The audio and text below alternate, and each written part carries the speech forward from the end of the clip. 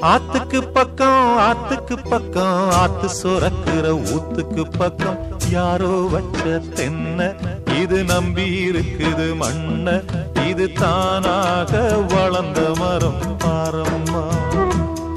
ஒரு தாயாரு தந்தை யாரு கூறம்மா ஆத்துக்கு பக்கம் ஆத்து சுரக்கிற ஊத்துக்கு பக்கம் யாரோ வச்ச தென்ன இது நம்பி இருக்குது மண்ண